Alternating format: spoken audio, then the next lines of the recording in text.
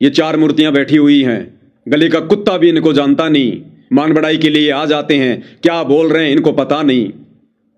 ये किराए के इन्होंने ये पत्रकार ले लिए, और वो जैसा कि वो प्रवीण भाई कहता है, हाथ में पकड़ के फूकनी, और अपने आप को ये जो है बहुत बड़ा कोई पत्रकार समझ बैठते हैं, रवीश कुमार समझ बैठते हैं अपने आप को।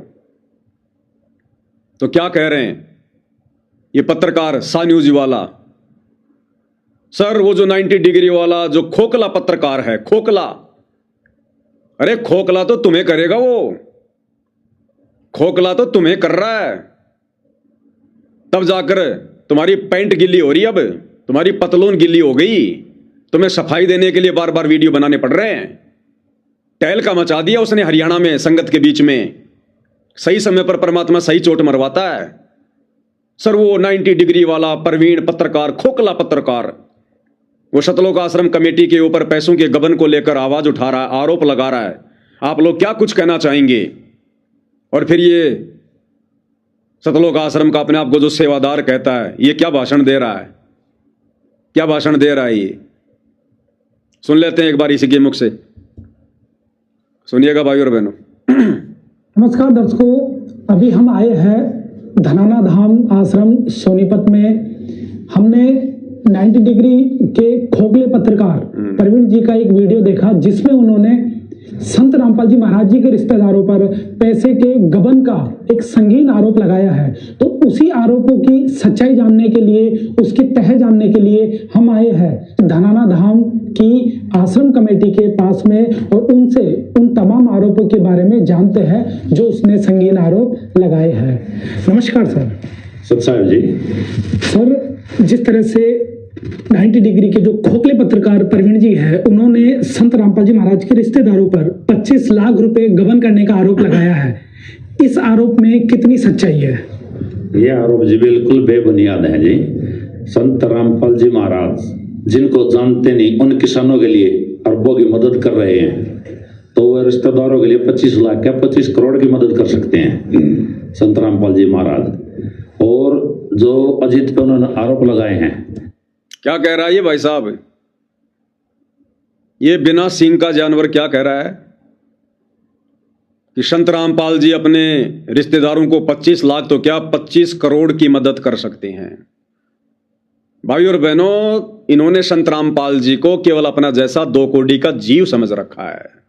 साधु शब्दा पर रखिए दुख पड़े घरनार, सूरवीर जद जानिए रण बाजे तलवार, वाणी ही से पहचानिए कुटिल नीत की घात, अंदर की करनी की निकले मुंह से बात। ये जो गंदी गंदी डकार मार रहे हैं ना ये लोग अज्ञान की, क्या कह रहा है? संत रामपाल जी अपने रिश्तेदारों के लिए 25 लाख तो क्या 25 करोड़ भी कुर्बान कर सकते हैं। क्यों भाई, क्या समझ रखा तुमने संत रामपाल जी को? पक्षपाती। तुम्हारी गंदी जुबान से ये शब्द निकल कैसे गए?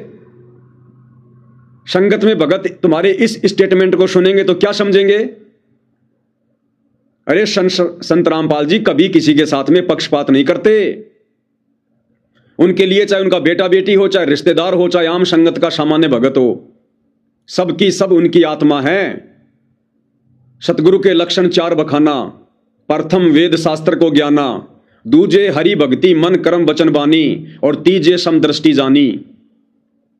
तीसरा जो गुण है सतगुरु का, लक्षण है, वो है समदृष्टि। सतगुरु अपने सभी भक्तों के प्रति समदृष्टि भाव रखता है।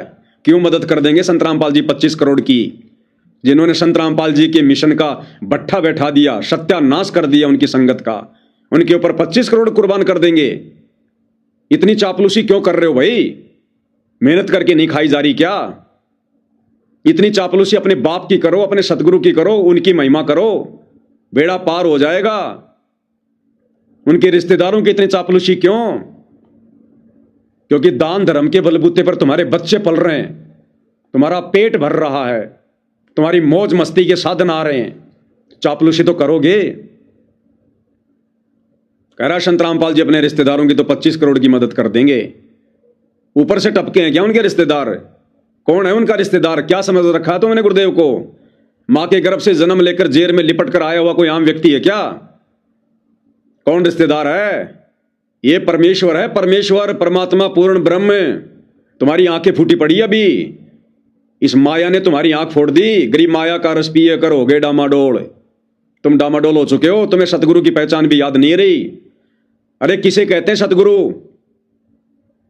ना सतगुरु जननी जने और जाके माना बाप, पिंड ब्रह्मण से रहित है नावा तीनों ताप। सतगुरु कभी किसी मां के गर्भ से जन्म नहीं लेता। जब सतगुरु रामपाल जी ने मां के गर्भ से जन्म नहीं लिया तो रिश्तेदार कहां से आ गए? रिश्तेदार कौन हो गए? थोड़ा बहुत बुद्धि विवेक से काम लो। अपने रिश्तेदारों को तो 25 करोड़ भी दे देंगे। अरे क्यों अपने सतगुरु को देश और दुनिया के सामने पक्षपाती साबित कर रहे हो तुम? अगर बोलने का होश नहीं है, बुद्धि विवेक नहीं है, तो फूकनी के सामने मुंह करके बोलना जरूरी है क्या? ये गंदी डकारे मारना जरूरी है क्या? आगे